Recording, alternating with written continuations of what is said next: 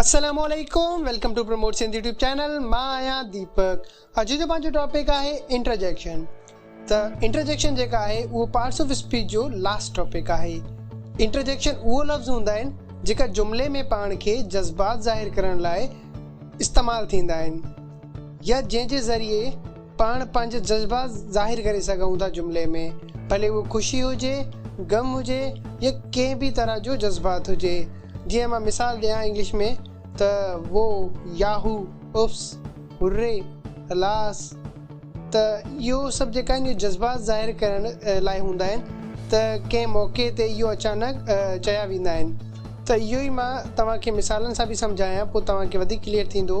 त ख़ुशी जो इज़हार करण लाइ पाण हुर्रे, याहू इहो इस्तेमालु कंदा आहियूं। गम जे लाइ या अलास जो इस्तेमालु थींदो आहे। ऐं जॾहिं को शइ सां हैरत थींदी आहे पाण खे त उन लाइ पाण ओ यूज़ कंदा आहियूं। इंटरजेक्शन वर्ड खां पोइ एक्सक्लेमेशन साइन जो इस्तेमालु कयो वेंदो आहे। एक्सक्लेमेशन साइन जेका आहे तव्हांजे साम्हूं हिते नज़र अचे पियो तव्हांखे। हाणे मां तव्हांखे मिसाल ठाहे सम्झायां थो। अफ़सोस, हिन जो पीउ मरी चुको आहे। अलास, हिज फादर इज़ डेड। अलास हिन जुमिले में गम जे जज़्बात खे ज़ाहिर करण लाइ इस्तेमालु थियो आहे। पोइ मां इहो चवां, हुर्रे, असां रेस खटी वियासीं। हाणे हिन जो थींदो hurray, we won the race. पोइ मां ॿुधायां, वाह केतिरो सुठो लिबास आहे, वो, व्हाट अ ब्यूटीफुल ड्रेस।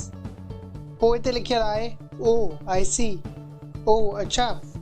त इन तरह ॿिया बि इलाही सारा वर्ड्स हूंदा आहिनि। त उनजी मां डिस्क्रिप्शन में तव्हांखे लिंक ॾींदमि, त उहो तव्हां हिकिड़ी दफ़ा ज़रूरु ॾिसी वठिजो, तव्हांखे हुन सां हेल्प थींदी। पोइ अॼु जो टॉपिक त इहो ई। आई होप तव्हांखे हाणे क्लियर हूंदो। तॾहिं बि को क्वेश्चन या कंफ्यूजन हुजे तव्हां कमेंट में पोइ ज़रूरु पुछिजो। पोइ अॼु जो टॉपिक थियो ख़तमु हिते ई। मिलूं था नेक्स्ट वीडियो में। अल्लाह हाफ़िज़।